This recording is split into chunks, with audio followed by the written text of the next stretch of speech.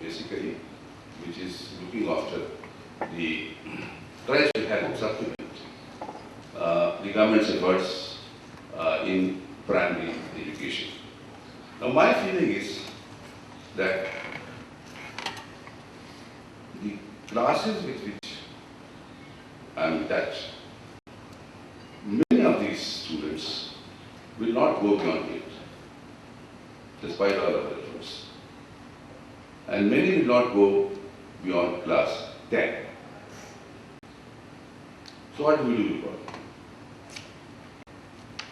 I think that is the route.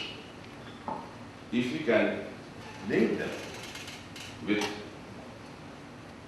vocational, technical, skilling initiatives which are taking place. Because ultimately, what is the aim of our exercise today and tomorrow? Basically, I mean, you are not one of those who think that the madrasa syllabus should be changed so that they are not the breeding ground of terrorists. I think that is not your perception. Your perception is that here is a system, how the outcome of this system could be made more useful for themselves and for the society. So, finally, my request will be, let us put this whole madrasa business in its proper context.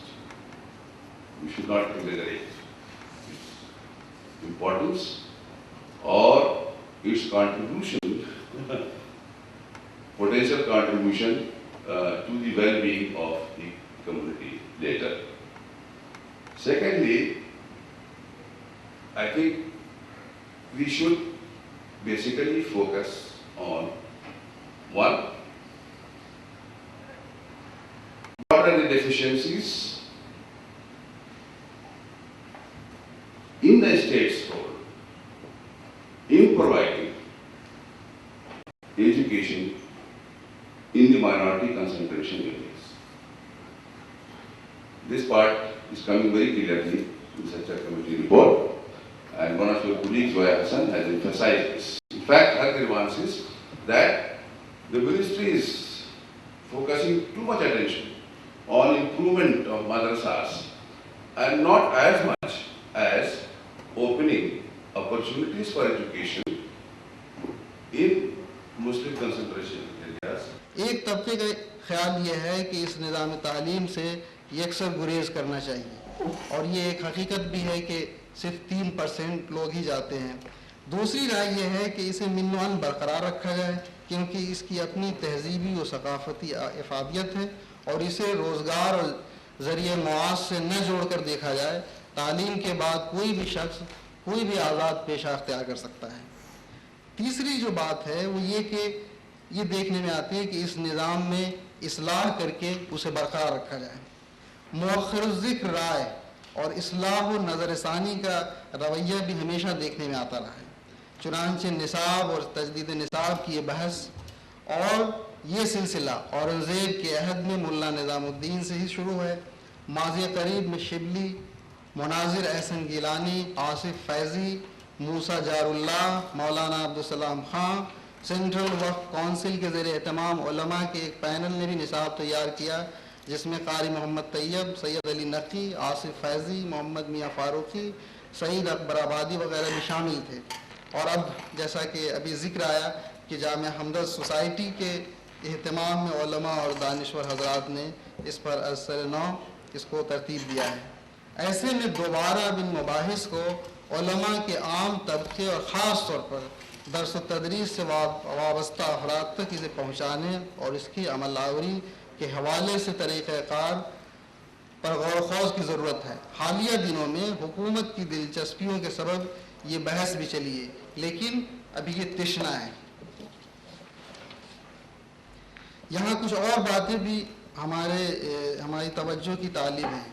ایک اہم ضرورت یہ بھی ہے کہ جو افراد بعض وجوہات سے دینی تعلیم یا اس تعلیم سے محروم ہو جاتے ہیں اور اس کے شائق ہوتے ہیں، انہیں ان کے لیے بھی خود مدارس کی طرف سے ووکیشنل کورس کے طور پہ انتظام ہونا چاہیے تاکہ ایسے افراد اپنی علمی تشنگی پوری کر سکیں اور جو اپنے ذوق اور صلاحیت کی بنا پر زیادہ وسعت و بسط کے ساتھ دین و دنیا کی تفہیم کا راستہ ہموار کر سکیں.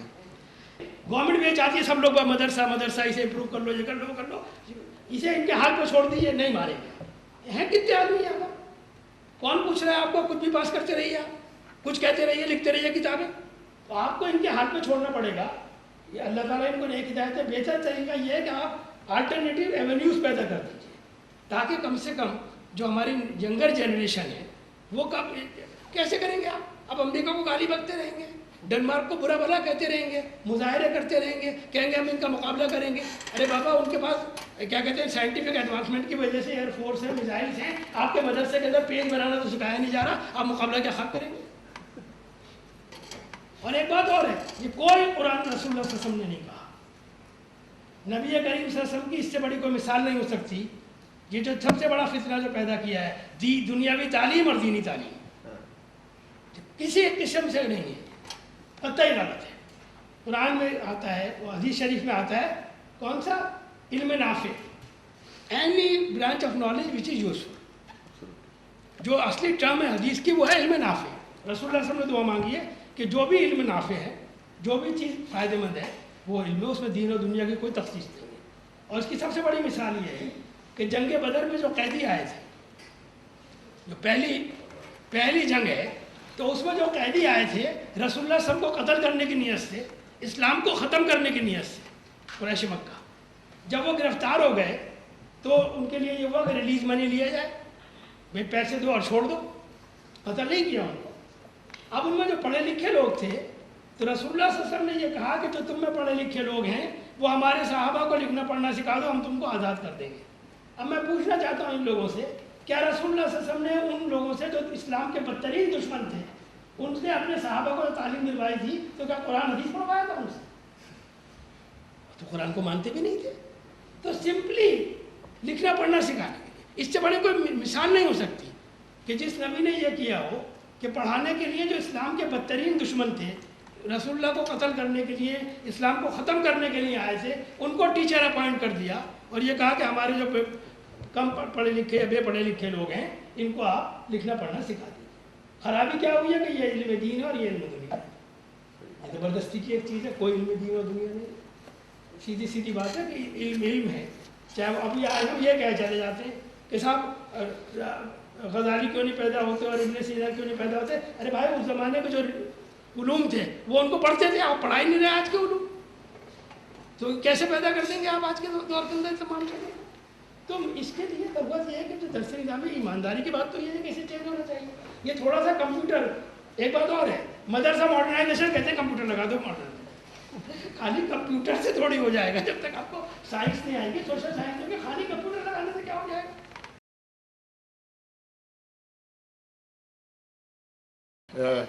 My exposure to the madrasa system is very recent and was out of the necessity of the university is facing the problem from our students to give the admission in BA Part 1 in Arabic studies in School of Languages to those students who come from different madrasas of India.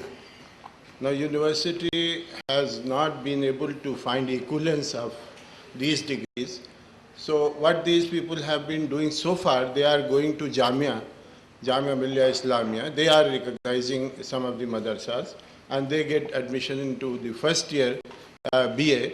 And because they are coming from Jamia in the second year, they can apply in JNU and JNU admits them. So they are getting admitted through back route.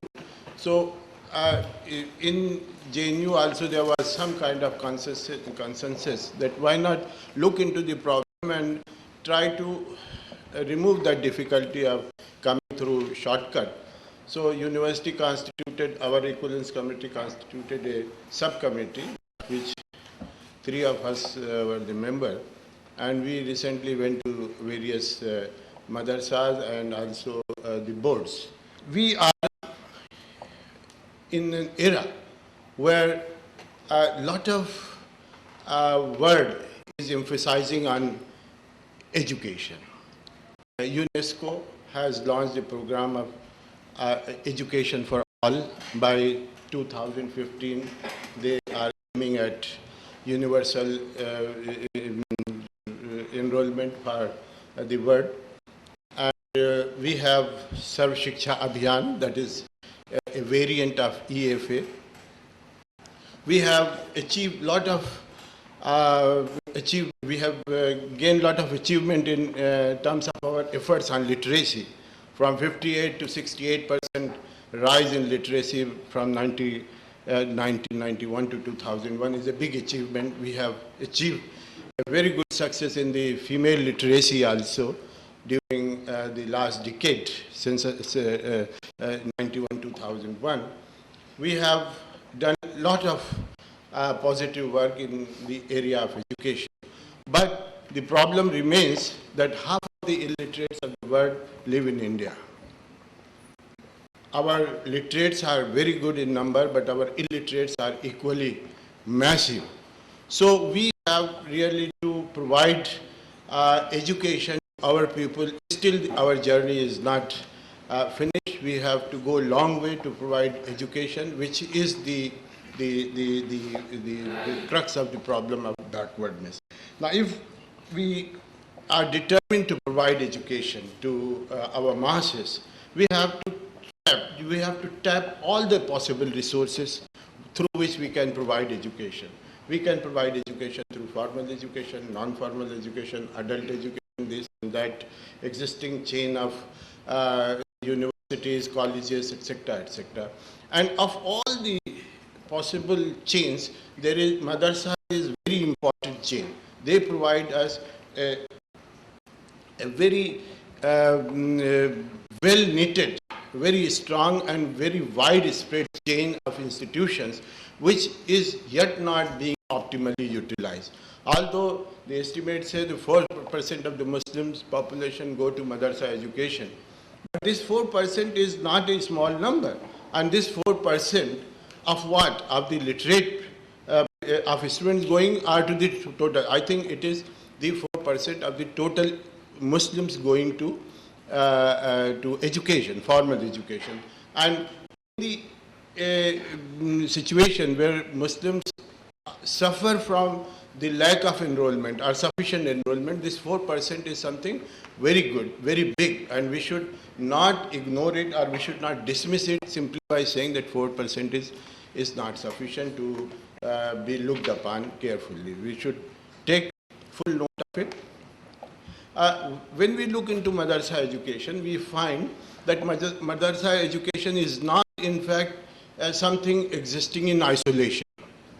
Madrasa education is, our system of madrasas is a part of a chain of educational institutions existing in India, from Gurukul system, from to Madrasa system, and we have the modern British system of education.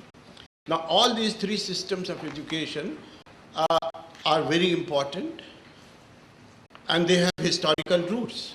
They serve the community on the basis of their needs at that time. The madrasas were supposed to cater to the needs of religion as well as to the need of governance. Now, the day employment opportunities of governance were withdrawn from them, they found it very difficult to survive. And then gradually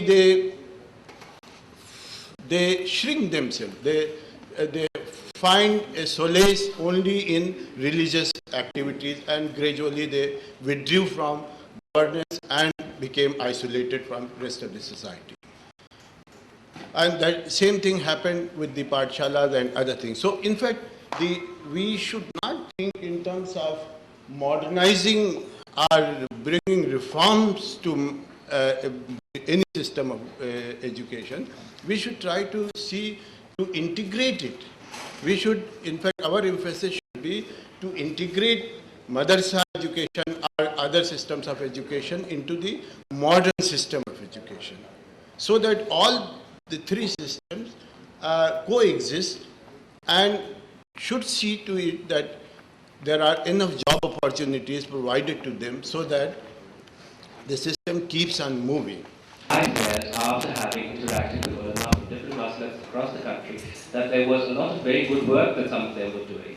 And rather than actually attack them and critique them, it would be important for us to actually try and engage with them and dialogue with them and work with them. And in the course of my travels, I've come across many ulama who are doing very interesting work. Some people are here actually, some friends of mine who are ulama and are doing very interesting work, not only in promoting Dini Talim but also Asri Talim or modern education among Muslims. So I think there is tremendous potential for dialogue rather than critique in trying to widen the scope of madrasa education and the whole issue of madrasa reforms. Now the issue of madrasa reforms, of course, is a very vexed issue and it is largely unrecognized. Very little has been written about efforts being made, modest efforts by small madrasas scattered across the country in trying to initiate various types of reforms. Now this emerges essentially from 2 or 3 factors. One is the media, the Muslim media and the non-Muslim, the so-called mainstream media. Now, very little empirical work has been done on the madrasas, and I see that reflected also in some of the speeches here made before me, prior to me, that it's a sort of rehash of what's been written. Very few people have taken the trouble of going to the field and seeing what's actually happening today. Now, that is a reflection of the nature of the academia in India, where this whole tradition of field work is so heavily discouraged, especially in the departments of Islamic studies in various universities here. There's absolutely no tradition of field work, and therefore what's talked about is just what's been written by earlier ulama, etc. There is no engagement with contemporary social reality. And therefore, since there is no engagement with contemporary Muslim social reality, that is reflected in the fact that much of the discourse about reforms is not informed by contemporary social realities, where there is this tremendous churning happening in various sections of the ulama, which is reflected in various efforts that some of them are trying to make in their own modest ways in promoting reform. The second thing is the media. The non-Muslim media, or the so-called mainstream media, seems to have a vested interest in promoting negative, stereotypical images of Muslims in general and Muslim institutions, in particular madrasas. And this is reflected in the fact that today, and this has been happening in the last couple of years, part of the whole global sort of phenomenon of Islamophobia, that reporting on Muslims is always in the context of some sensational act. Now, of course, that is not to say that there are no opponents of this argument. Particularly from the larger madrasas, I've noticed that there are certain ulama, and this is attributed to various factors, including self-interest, who are opposed to any sort of change. Now, they are, it must be understood, a minority, but a vocal minority. And some of these would argue, in fact, in terms of so-called conspiracy theory, they would argue that any suggestion for reform or change is a reflection of a so-called anti-Islamic conspiracy to dilute the religious identity of the madrasas and hence the religious commitment of the Muslims to their faith. Now, this argument is heard sometimes in important ulama circles, but I think interestingly within the ulama itself, this argument is being challenged. I think that also needs to be taken into account.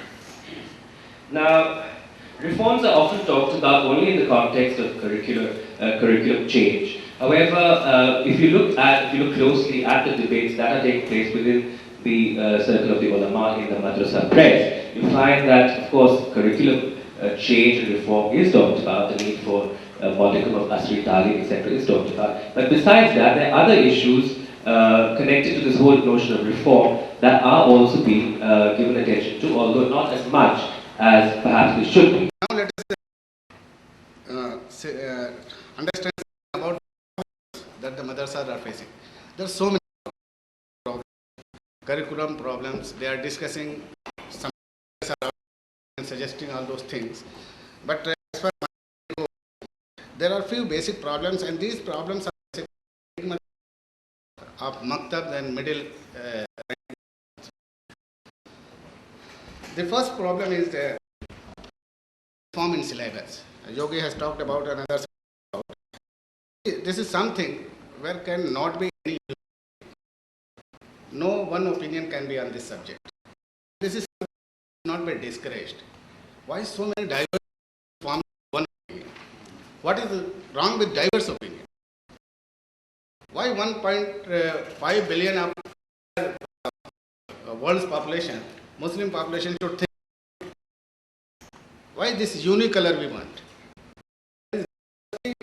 Any syllabus, what is wrong with that? Everybody in economic development, and there are variety of host of we are ready to live with that.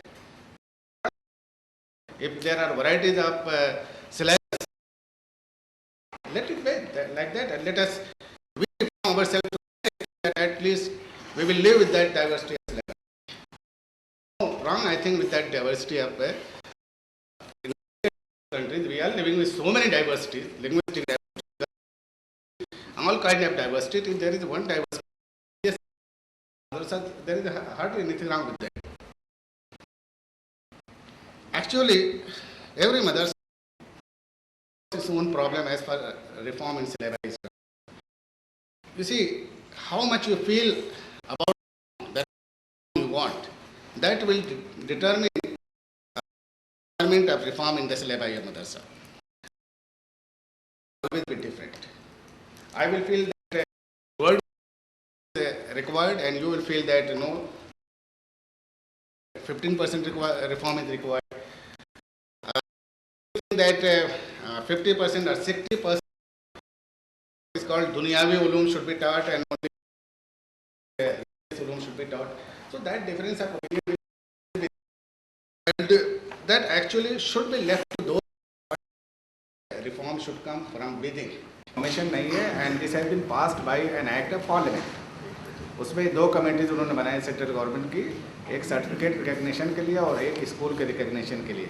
और इसमें इन्होंने पहली मरतबा time bound किया है कि school recognition के लिए 90 दिन के अंदर कंसर्न सेक्रेटरी या उसका डिपार्टमेंट बाउंड है जवाब देने के लिए कि वो रिकग्नाइज करेगा या नहीं करेगा.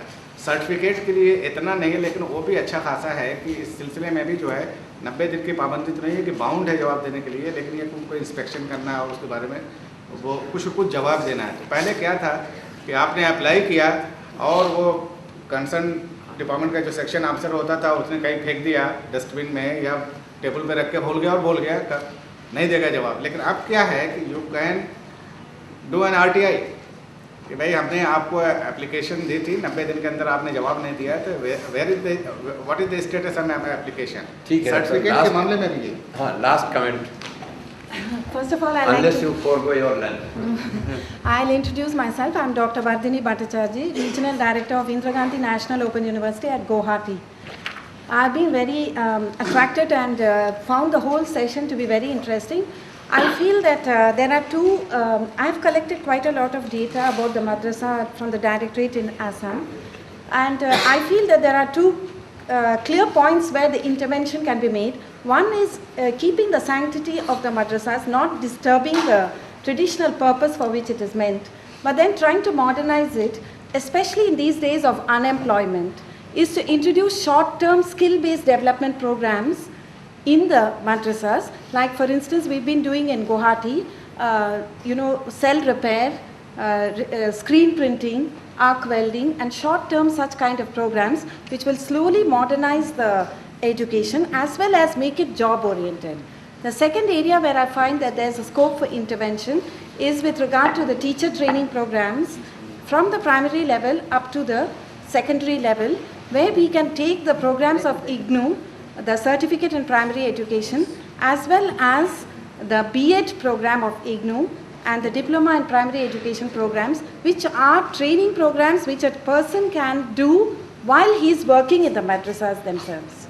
So I feel these are the two areas where we can contribute from IGNOU. Thank you. Thank you.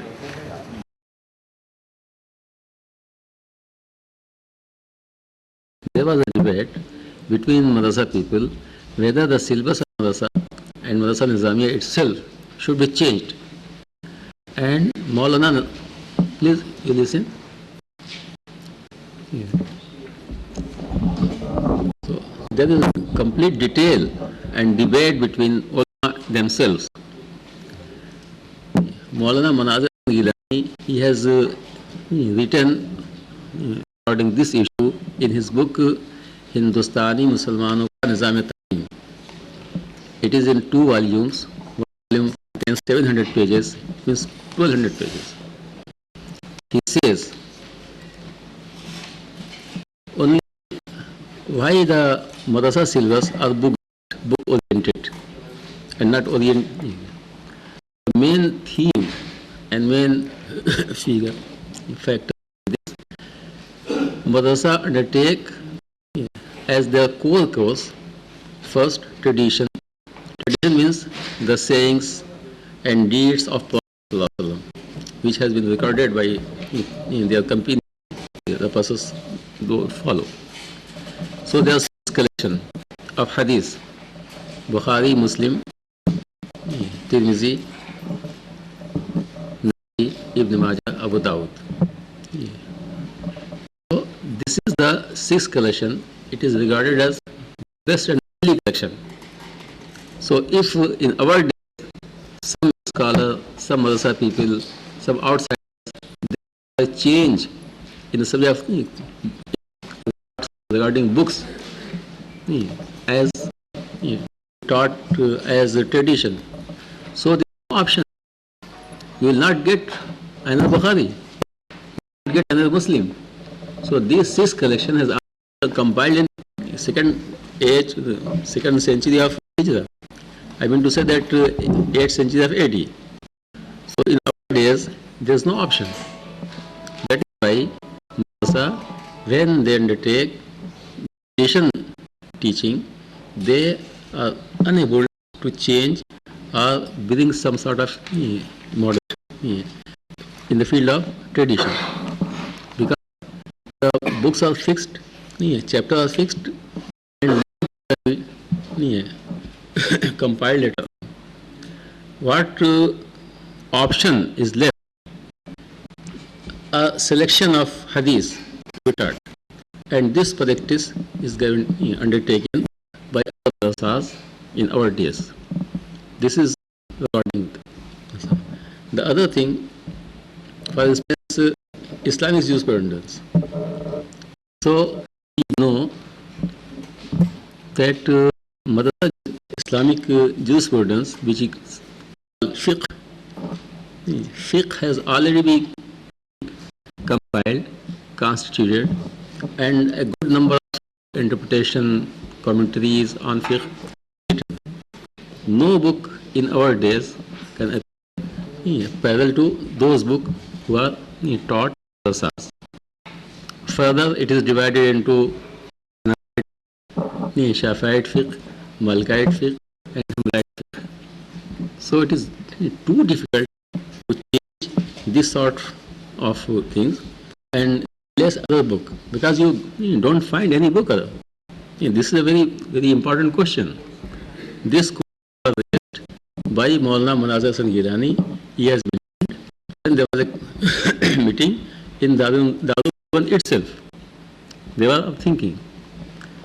So book-based syllabus is the not requirement, but the ultimate choice of madrasas. What the madrasa board are doing in our days, they do something.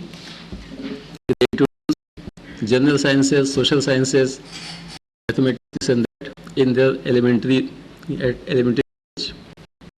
For higher stages, they prescribe some selection from this and that book. So some sort of hodgepodge will be there. No concept will be clear on any particular sort of topic related to hadith. So if the madrasa system is education based or book oriented, I think it is a good tradition and good practice. There is no option. There are few comments made regarding 19th century, which is an area where I have spent almost 25 years of my life, and I don't think the problem which is being raised is, and which was the point with which he concluded, that it is actually the language which is the main cause of concern. And Darul Uloom Deoband in the 19th century, or the ulama associated with the Darul Uloom, did not really go for modern education, scientific education. Modernity as a whole, and science is one major component of that modernity, did not go for that because it threatened Islamic religion. That is the main problem. That is the problem which Sir Syed Ahmad faced. That was the problem which Jamaluddin Afghani faced. I feel that these two people, Afghani and Syed Ahmad Khan, they were enemies of each other in the 19th century. They didn't like each other's politics. Syed Ahmad Khan was called a comprador by Jamaluddin Afghani, an associate, a collaborator of the British, while Afghani was anti-imperialist. But both of them shared the concern for modernity, concern for modern scientific education for the community, and Afghani felt that we can hate anti-imperialism, we can fight anti-imperialism, but we cannot hate the knowledge which has come along with the Europeans. That is not our concern. Knowledge is a heritage which Muslims have to take back from the Europeans, because they have themselves collaborated, contributed to that knowledge in the centuries of the old. So you can't really say that the knowledge which has come with the British, called modern science, is not really there. It is something alien. It has been repackaged with modern scientific knowledge, with the developments in Europe. But the knowledge which was developed by Europeans was not developed in isolation from somewhere, from out of the blue. It was a heritage which was transferred from the Arab world to Europe from 12th century onwards. So if that is so, and this was the view of Afghani, that if that is so, then why our ulama want to divide science into Muslim science and European science? What is this? You can't divide knowledge. You can't divide knowledge in terms of religion. You can't ascribe religion to any knowledge. If you do that, then people who say Hindu science or Vedic science, what is our problem with them? They are perfectly justified. If you can call something Muslim science or Islamic science, then you should have no problem with Hindu science as well, or Vedic science as well, or Vedic mathematics for that matter. So if you relativize knowledge in terms of culture, religion, etc., then most of the problems begin. We should go back to the time period, when Muhammad Islam was born, and everything started. So the first madrasa, in fact, in the Islamic was when it started during the period of Prophet himself, and in the form of Ashab Sufa, but people from the people. So we do not encourage to madrasa because it will remain out there. So where is our This is something very different you are saying. Formal madrasa in the form of a university, which was model for European university later on. That comes up much later. So madrasa you are talking about is something else. That is something innate in Islam. That is not something imitated from other side, from the west, from the other side. That is not something. That is What I was trying to say is, and I did raise that point, I can say it now. This was a time period when within Islam, knowledge itself is divided into two: blameworthy sciences and praiseworthy sciences. What were these? Blameworthy sciences were wild sciences, foreign sciences. Praiseworthy sciences were Islamic sciences. Okay? And this was done by the Islamic scholars themselves. Nobody else came from outside to do it for them. They did it because they felt the need. They look at knowledge that way, which I want to question. Because you can't divide knowledge this way. Now, according to them, blameworthy sciences were those which were products of the human mind.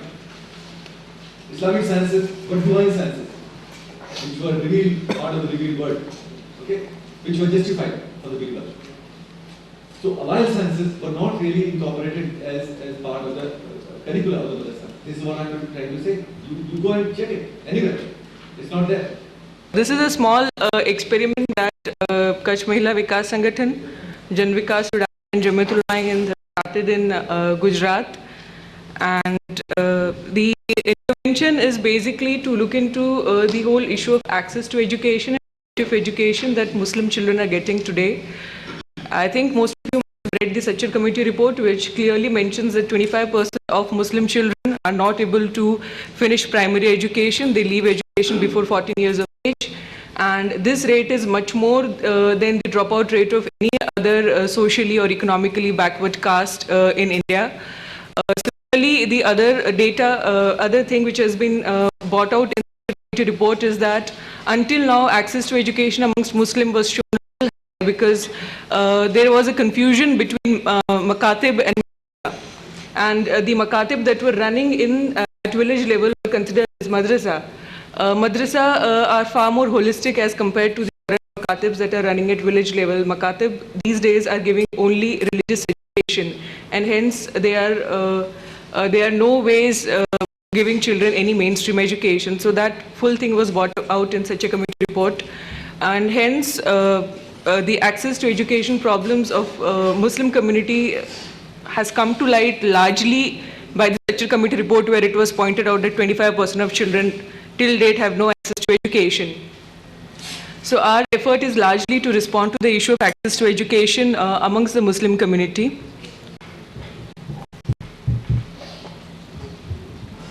Okay. As I mentioned that, the dropout rate is very high. The thing is that in Gujarat, and as we all know that India, because it has taken up to this whole Millennium Development Goals, and we have said that there should be education for all, and we have this universal primary education program, Sarva Shiksha Abhiyan, where we're claiming that every child should be in school by 2015, and every child should have finished some number of years of education. But the real situation is that the government schools are not functioning. In far-flung rural areas of India, there is infrastructure, but teachers do not visit these schools, or even if they visit, they come and visit these schools for an hour just to take an attendance, to mark an attendance. Further, the area in which we are working, where we have started pilot project, is in Kutch. And in Kutch, there are we call them Vans. In Rajasthan, they are called Dhanis. A small place where 15 to 20 families would be living together, and these were never recognized by the government, and hence these small wards do not have any educational facilities, no infrastructure or no alternate education program. They do not have any other facilities either, be it health or be it transport or be it electricity or water supply. These are the issues of those small wards. The other realization was that if we see that maktab means it means a place to read and write. But as it has been pointed out since morning, that how today they have reduced largely to places where children are only getting religious education. So there is a need to train or to put people trained in modern education in maktab, and thereby expand the existing space of maktab and make them more holistic. Another thing is that it's also that the Muslim community today is becoming much more aware that community needs more pluralistic education, and they are becoming more sensitive towards need of education, especially with the girl child in Muslim community. Coming to the objectives of Jeevan Talim program, we are looking that how can we introduce mainstream education in the existing spaces of maktab. How can we make appropriate curriculum for various regions, and curriculum which can be then replicated at large scale. We are also looking at how to train teachers of the maktab. In certain cases, we are also looking how Maulana can be trained to do mainstream education, and if Maulana are not at all educated in any language or arithmetic, then how to bring some person from the village and train that person and put that person in maktab to enable children to read and write. And we also want to gain some experience in various approaches for mainstreaming of Muslim children. The major strategy of this whole intervention is that we have selected 3 states. One is Gujarat, other is Rajasthan and UP. In Gujarat, we have selected 2 districts, Kutch district and Panchmahal. Kutch is selected because a large portion of Kutch does not have access to education, and basically Muslim-dominated areas do not have access to education because Muslims in Kutch are living a very nomadic life. So that is one reason. Second, we have selected Panchmahal district, and we are yet to begin our work there, is because Panchmahal is a district which was worst affected by communal violence of 2002. and we can easily see the growing intolerance there and polarization that's happening between the communities. And Rajasthan and UP have been selected because there is a large presence of Muslim community in these areas, in these two states. The largest strategy is to see that how Maktab can actually regain their actual essence, where there was Talim and it was not even bifurcated as the Dunyavi Talim, but Talim meant Talim, where children learn some language, some amount of arithmetic, and that is what it was. So how do we actually help Maktabs to regain their essence? The strategy is also to see how we can develop approaches then scaled up by Jamiatul Ulama Hind at national level, because Jamiatul Ulama Hind runs more than 3,000 maktabs all over India. So we see it as a strategy for being able to reach out to those many children if we are successful in a pilot project. We are also looking as to how to make technology for good education at a very low cost level, so that village does not always have to depend on somebody else from outside who has the technology to educate children. And we are also looking at how we can expand the spaces of Maktab and encompass children from the community also in these spaces and make them more open.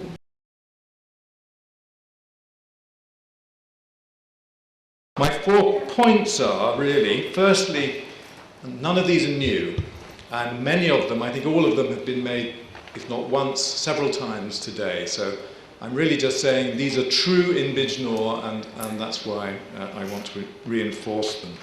The first point is that there's a big variety of institutions that call themselves madrasas.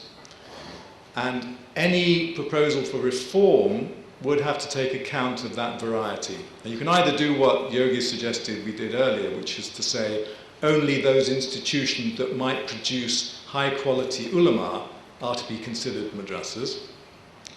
But if you do that, you're going to exclude almost all of the institutions in Bijnor that call themselves madrasas. So if we allow people themselves to define what they mean by a madrasa, we have to take a rather different approach to understanding what might be done. That's my first point. My second point is that the main driver of sending children to madrasas in Bijnor, as in much of the rest of the country, is the poor quality of government schooling in the district. And furthermore, in UP, one would not look to the government either for assistance in improving education. There's no reason to believe that state assistance is going to make things much better, nor to produce better schooling of its own so that children don't want, or parents don't want to send their children to madrasas. The state is dead, long live the market.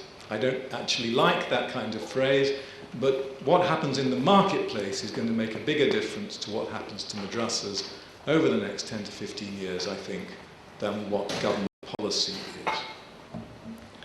My third point is that schooling in Bijnor is increasingly differentiated, separated by class and religion. So the processes of marketization of schooling, turning schooling in Bijnor into something which is largely private, whereas 20 years ago it was largely state or state aided. That process is also pulling apart children increasingly into institutions which are mostly or almost entirely Hindu on the one hand, and others that are mostly or almost entirely Muslim or Muslim and Dalit on the other hand. I don't find that a particularly attractive prospect, and I think any proposal for reform of madrasas should take into account what happens to a society if children are educated in separate institutions on the basis of religion or ethnicity or class. And my fourth point is that the Maulvis that we've talked to over the last 25 years, and again I'm very much in favour of some of the points that Yogi's made earlier, are honest, upright citizens with a lot of civilization, with a lot of basic knowledge and excellent members of society. I have no problems with that. They are, however, not trained to do some of the things that are being asked of them in the modernization programs. And so if you talk about a vested interest, then they have a vested interest in continuing in employment. Darul Umur दरअसल टीपू सुल्तान शहीद रहमतुल्लाह अलैह के ख्वाबों की ताबीर है। आप में से जो हिस्ट्री के जानने वाले लोग हैं, उन्होंने टीपू सुल्तान शहीद रहमतुल्लाह अलैह को जब पढ़ा होगा तो वही जानते होंगे कि अंग्रेज़ों के ख़िलाफ़ उस शख्स ने जो तलवार उठाई थी और वली ने मुजाहिद हिंद आज़ादी कहा जाता है, उनका कॉन्सेप्ट और उनका नज़रिया जो था वो ये था कि अगर अंग्रेज़ों से हमको आज़ादी हासिल करनी है तो सिर्फ जिस्मानी नहीं फ़िक्री आज़ादी भी हासिल करनी चाहिए। तो एक ऐसा इंस्टीट्यूशन बनाना चाहिए, एक ऐसा इदारा बनाना चाहिए जो दुनियावी मसनूई दीन और दुनिया की तकसीम को ख़त्म कर दे, जहाँ पे आफाक व अनफुस में गौर व फिक्र करने का शोर सिखाया जाए, तो उसके साथ साथ अंदरूनी मामलात को दुरुस्त करने की बातें की जाए। तो 1785 या 87 के दहे में हज़रत टीपू सुल्तान शहीद रहमतुल्लाह अलैह ने एक जामिउल उमूर या दारुल उमूर नाम के एक इदारे की बुनियाद डाली थी। हज़रत टीपू सुल्तान शहीद रहमतुल्लाह अलैह ने अपने उस इदारे को मस्जिद से जोड़ा था और मस्जिद से जोड़ करके काजियों को यह फरमान जारी किया था कि इस जामिउल उमूर को मकतब से शुरू किया जाए और मकतब से अलिफ बा और जीम पढ़ाई जाए और दारुल उमूर के अंदर ला करके उनका एडमिशन कराया जाए, जहां कुरान और हदीस भी सीखें और साथ साथ इस साइंस और टेक्नोलॉजी भी सीख करके वो जो है अपने आप को एक मॉडल मुस्लिम और सही मुस्लिम का हकदार करार दे सके। तो सुल्तान शहीद रहमतुल्लाह अलैह का जो कॉन्सेप्ट था उसको सन 1997 में हजरत मौलाना अली मियां साहब रहमतुल्लाह अलैह की ख्वाहिश थी। वो भी चाहते थे कि मदरसे के अंदर रिफॉर्मेशन होना चाहिए, लेकिन आप जान लीजिए हजरात, सुबह से बातें हो रही हैं, एक बात जान लीजिए कि मदरसे के वो उलूम जिसके बारे में कहा जाता है कि जबरदस्ती वक्त गुजारा जा रहा है, लॉजिक है, फलसफा है, मंतिक है, 7 साल में सिर्फ 1 साल गुजारा जाता होगा, लेकिन बहुत सारे उसूल की ऐसी क्लासेस हैं कि अगर वो उसूल खत्म कर दिया जाए तो कुरान हदीस खत्म होने के चांसेस हो जाएंगे। अल्लाह तबारक व तआला ने कुरान की हिफाजत का जिम्मा तो खुद लिया है, लेकिन हदीस की बारीक बीनियां कौन तराशेगा? एक डॉक्टर माहिर इंजीनियर नहीं बन सकता, एक माहिर आलिम को इंजीनियर बनने की कोई जरूरत नहीं है।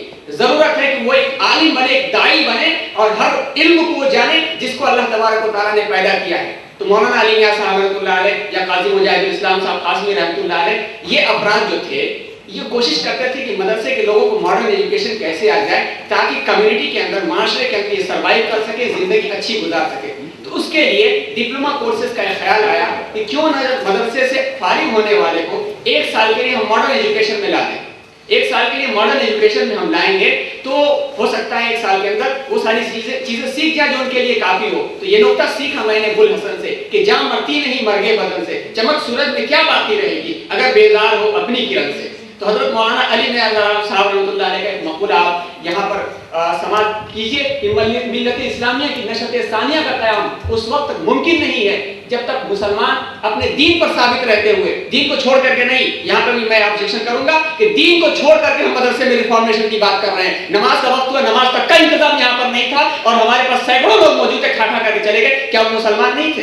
क्या नमाज मदरसा रिफॉर्मेशन का मतलब है कि नमाज छोड़ के अलग हो जाओ? दीन पर साबित रहते हुए, सबसे अव्वल शर्त है दीन पर साबित रहना, साबित रहते हुए, अपने दीन पर साबित रहते हुए जदीद उलूम व फनून या साइंस और टेक्नोलॉजी में कमाल हासिल करके दीन अबदी की हर हैसियत से बका व इस्तेकाम का सामान न पैदा कर लें। वक्त को ऐसे उलमा की जरूरत है जो मौजूदा हालात को समझकर उम्मत की रहनुमाई कर सके। इसी ख्याल को लेकर के 1997 में हजरत मौलाना अली मियां साहब रहमतुल्लाह अलैह ने टीपू सुल्तान की 200 साल हुए जब शहादत को, तो वहाँ पर एक प्रोग्राम किया गया और इस इदारे की बुनियाद डाली गई नेक्स्ट, जिसमें इदारे का मकसद यह है कि उलमा को दारुल उमूर की तरबियत का मकसद ये है कि तलबा को एक ऐसा तजर्बाती तमहीदी खाका मुहैया कर दिया जाए कि वो तकमील के बाद माशरे की खिदमत और तरक्याती उमूर के साथ साथ बेहतरीन दाई, बेहतरीन इमाम, मुदर्रिस और खतीब बन सके और माशरे से मुताल्लिक़ दीगर तरक्याती उमूर अंजाम दे सके। नीज़ इस्लाम की सही वजाहत और तशरीह के साथ अपने कुर्ब-जवात की रहनुमाई करने के लिए मुआविन और मददगार साबित हों। माशरे को रिश्वत, क़िमारबाज़ी, शराबनोशी, जहेज जैसी लानत से और दीगर अखलाकी खराबियों से वो पाक कर सके और उसमें एक अहम रोल अदा कर सके। ये इस मकसद को लेकर के इसका एक निसाब बनाया गया, एक तरीक़ाकार बनाया गया। हर इदारे की जान उसका निसाब होता है, उसका तरीक़ाकार होता है। आइए अब निसाब के ऊपर थोड़ी नज़र डालते हैं। निसाब का जो मकसद था वो कॉन्सेप्ट तो मौलाना अली मियां साहब रहमतुल्लाह अलैह का था, हज़रत काजी मुजाहिदुल इस्लाम साहब कासमी रहमतुल्लाह अलैह और दीगर हज़रात ने इस निसाब को डिज़ाइन किया है और जो लोग मौजूद हैं भी हज़रत मौलाना राबे साहब, सलमान साहब वगैरह, उनकी खिदमत में ये निसाब पेश किया जाता है। और हालात के एतबार से 7 साल के अंदर 14 मरतबा निसाब तब्दील हो चुका है। रिफॉर्मेशन की बात की जाती, जदीदियत की बात की जाती। आइए दारुल उमूर में देखिए कि किस कदर जदीदियत की जा रही है। इदारे तो 2 साल 3 साल में किए जाते हैं। हम हर साल तलबा का और लोगों का फीडबैक लेकर के 2 मरतबा निसाब तब्दील करते हैं, तरीक़ाकार तब्दील करते हैं। और निसाब का जो मकसद है वो तो आप जैसा कि पहले हमने बताया उसी के मुताबिक ये भी निसाब का मतलब मकसद है जिस पर बात हो रही है। जो थीम है, हमारा असल समझते हैं कि जो सेमिनार का जो थीम है वो यही है कि नई नस्ल के खालिदीन को इस्लाम और उसके साइंटिफिक मेथोडोलॉजी, तजर्बाती उलूम से मुतारफ कराया जाए और ऐसी शख्सियात को तैयार किया जाए जो आला अखलाक से मुत्तसिफ तो हैं ही, उसके साथ साथ साइंसी तरक्यात, इंफॉर्मेशन टेक्नोलॉजी, मीडिया, इससे मुतारफ कराया जाए ताकि वो इस्लाम को भी अच्छे अंदाज में पेश कर सके और माशरे को समझ सके। क्योंकि वो सिर्फ इस्लाम के दाई नहीं है, सिर्फ वो इस्लाम के जिम्मेदार नहीं है, बल्कि पूरी कम्युनिटी को डेवलप करने के वो जिम्मेदार है, जिसके लिए दूसरों को भी पढ़ना जरूरी है और अपने आप को दूसरों तक पहुंचाना जरूरी है। दूसरों तक पहुंचाने के लिए इसके लिए कम्युनिकेशन होना चाहिए, अपनी जबान होनी चाहिए, दूसरों तक पहुंचाने की बात होनी चाहिए। नेक्स्ट, जैसा कि अभी आप निसाब के अंदर देखेंगे। अब देखिए निसाब है, हमारा निसाब पहले हम बता दें कि दारुल उमूर सिर्फ 1 साल का post graduate diploma in Islamic studies और कम्युनिटी सर्विसेज के नाम से कोर्स चलाता है, जिसके अंदर हम मदरसे से जो फारिग होता है, कम से कम आलिम होना चाहिए, उसको हम ले लेते हैं और इनको लेने के बाद प्रोसीजर होता है इंटरव्यू वगैरह का। और ये याद रखिए कि ये चंदे वाला इदारा नहीं है, ये किसी के चंदे से नहीं चलता, सिर्फ एक शख्सियत है जो उसको चला रही है। अल्लाह तबारक व तआला ने उनको तौफीक अता की है और उसके अंदर जो है हम तमाम सहूलियात देते हैं। एक आलिम को ला करके अच्छे से अच्छी बोर्डिंग, लॉजिंग, इंशाल्लाह आखिर में कुछ फोटोज भी आप देखेंगे, वो सब देते हैं। स्कॉलरशिप भी उनको देते हैं और सख्ती के साथ हम जो है उनको इंटरव्यू करके जब लाते हैं तो सुबह के 5 बजे से लेकर रात के 11 बजे तक उनका शेड्यूल चलता है। हम भी दौड़ते हैं, वो भी दौड़ते हैं, वो भी सुबह से लेकर रात के 11 बजे तक बिजी रहते हैं। जुमेरात और जुमा भी छुट्टी नहीं है, जुमा को अतराफ की मसाजिद के अंदर खुतबा जुमा देने जाना होता है। तो एक निसाब दिया गया है जिसमें 3 तरह का होता है। नंबर 1 निसाब वो जो मदरसे में पढ़ चुके हैं, मदरसे में जो चीज़ पढ़ चुके हैं हमें पढ़ाने की जरूरत नहीं है क्योंकि हम उतने बड़े उलमा ला नहीं सकते, वक्त भी नहीं। उसकी रोशनी में प्रैक्टिकल वर्क कराते हैं। Contemporary system of education actually started there from 1880. It was after the establishment of Darul Uloom Deoband. 1873 there was a madrasa called Darul Uloom Bagbadi, which is existed till today, was established. Immediately after, I think 1 decade after that, Darul Uloom Bashkandi near Silchar was also established. And both the madrasas are functioning there. We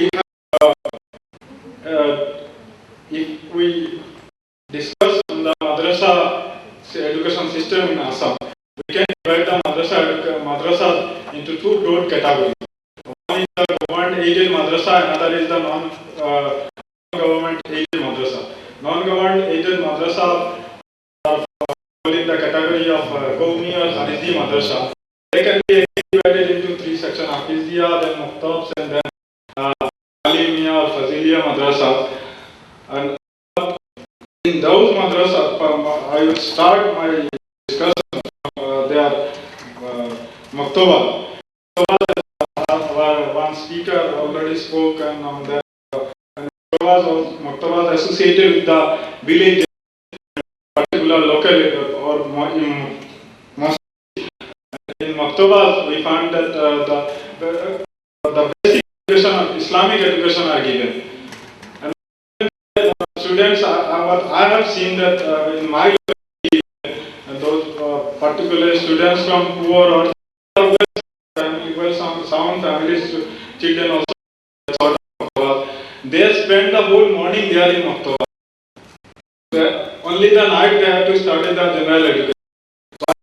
Why there is a time for them to prepare them for education? Every day they have to go to madrasa. What is the use of them? I respect, we do need madrasa, we do need Islamic education, not exactly madrasa education. Madrasa education is a later, it's not there in the time of Prophet Muhammad. So we need for 2 things: for spiritual life, and then we need madrasa education. If we talk about the reorientation, is for our general life. There is a second category, madrasa of the Hafiz. We are aware about that sort of madrasa. Quranic memorization take place in that sort of madrasa. And the third category is Alim and Fazilia, that Alim and Fazilia are given. But I know in the previous well, in those madrasas, no general education is given. And students spend sometimes more than 12 years on those madrasas. They have only one place, either they have to adjust in the local mosque or in the Qawmi madrasa. They have no other options there. So why not? And what is the use of so many? Kerala is geographically isolated. When I talk about Kerala, Kerala is geographically isolated from other parts of India. So far, this is the first time I am hearing about Kerala situations when talks about Muslims, about madrasa are being held in North India. This is the first time I am hearing about Kerala. Okay, the Kerala issues. Kerala is not being discussed anywhere. So a geographical isolation was there. Islam came to Kerala first in the Prophet's period itself according to the most credible historical evidence. And the first mosque in India was built in Kodungalur in the seashore of Kerala. Apart from North India, contrary to North India, Kerala Muslims follow Shafi Maslaks and they follow the theological school of Abul al-Ash'ari, Abul Hasan al-Ash'ari, and such kind of a lot of differences we can see between Muslims in Kerala. That is the case of all individual Muslim communities. All individual Muslim communities, despite of having some sort of basic Islamic concepts, basic Islamic points they have together, they have a lot of differences. Muslims in Kerala, Muslims in Tamil Nadu, all other places, we have to study about a particular individual Muslim societies. And in Kerala, throughout the last 14 centuries since the arrival of Islam, there was no any Muslim rule. Muslims in Kerala never came under any Muslim rule. Only one nominal Muslim rule was in Kannur, a particular very small place. And Muslims were under Zamorins and under Hindu Rajas, and there was a good kind of cooperation. And throughout the history, we can see the emergence of the development of Muslim societies throughout the centuries was very cordial, and that is why still now a kind of religious harmony is existing in Kerala society, among Kerala society. And after the independence, when North India witnessed and it underwent the exodus, the religious intolerance, the exodus of people between the borders and the religious violences all, Kerala Muslims never underwent such kind of any experience, any wrong experiences. So they could set their goals towards progressing themselves. So here I am talking about the religious experiences, religious educational experiences. We talked about the purpose of religious education. We can say two major purpose. One, to produce religious scholars, and one, to give mass education for the Muslims. Here in Kerala, the traditional ulama, a lot of organizations are there. Mainly Muslims in Kerala are in three sects. It was mentioned here, like Barelvi and Deobandi. It is not there. Mainly three Muslim sects are there. The majority Sunnis. I cannot say it's Barelvi or Deobandi. I can put them in between. They follow the Shafi Maslak of jurisprudence, and they follow the Abul Hasan al-Ash'ari in the school of theology. And I cannot resemble them either with Deobandi or with Barelvi. And there is Ahle Hadith, there is Mujahid movement. It's a kind of Ahle Hadith movement. And there is Jamaat Islami. It's not a progressive society, it's another sect in Kerala. So these are the major sects in Kerala, and all of them, the major thing among the Kerala Muslims is the collaboration of ulama and umara. Here we hear people, the secularly educated people, we hear people are talking about we have nothing to do with that. We have nothing to do with that. The Muslims, the madrasa people management should come within.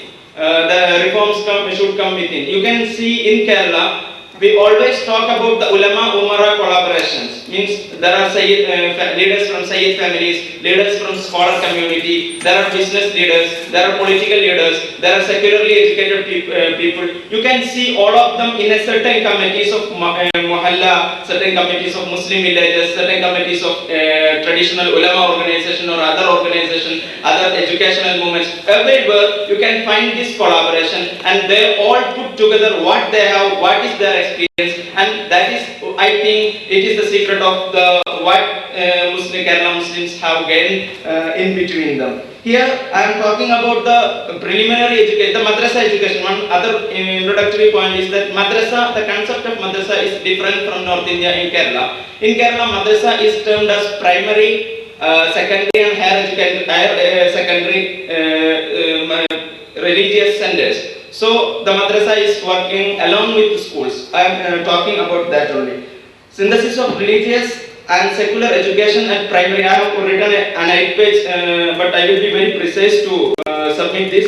Religious education was at stakes when the modernization cause turned the attention of community leaders towards secular one, often at the expense of religious one. Samasta Kerala Jam'iyatul Ulama. I am talking about a particular religious organization of traditional ulama who represent the majority community that they are Sunnis. I am talking about them. Samasta, I will use the term. Samasta focused their attention on defending the traditional religious education and worked hard for its progress. This organization of traditional ulama adopted an ideal religious education system that allowed all Muslim boys and girls to have their regular schooling along with religious studies by incorporating religious and secular education at primary, secondary and higher secondary levels. The organization was the first to react when the government banned the teaching of religious education in state-supported schools. Earlier it was there in state-supported schools, Mapla schools or government schools, the religious education was there. In 1947, the Malabar parts of Kerala was under Madras Residency and the Rajagopal Achari was the chief minister that time. He banned religious education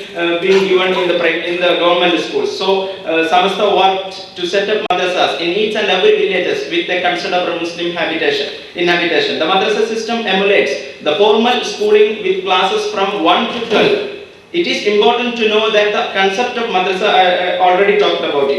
Samasta's educational board runs more than 8,500 madrasas under one syllabus. It produces textbooks, conducts inspections, holds public examinations, arranges teaching, training courses and classes, and organizes state-level Islamic arts and literary festivals. All are emulated by the government schooling system. There are inspections, there are public examinations in the formal education system. There are art festivals, art and literary festivals. So all the things are imitated by the different various Islamic educational boards. There are systematic training classes for teachers and pension, welfare as well as investment schemes for teachers. There are training, pensions are there. All are privately funded, no any contact with the government. That I want to mention specifically. And moreover, the educational board publishes separate magazines for teachers. Al-Muallim, there is a magazine for teachers to guide them in the teaching, especially. There are a special magazine published by the educational board for parents. It is a Santushta Kudumbam. You can term it in Happy Family. And for kids, there is a special magazine for kids in all madrasas and all the Muslim families. It reaches a special magazine for kids. It's published by the educational board. Interestingly, this system does not hamper anybody's formal schooling, as the classes in madrasas have been arranged either for 2 hours in the morning or in the afternoon, before or after the time of regular schools. The message of this madrasa system has spread to all Kerala districts and to various Indian states and foreign countries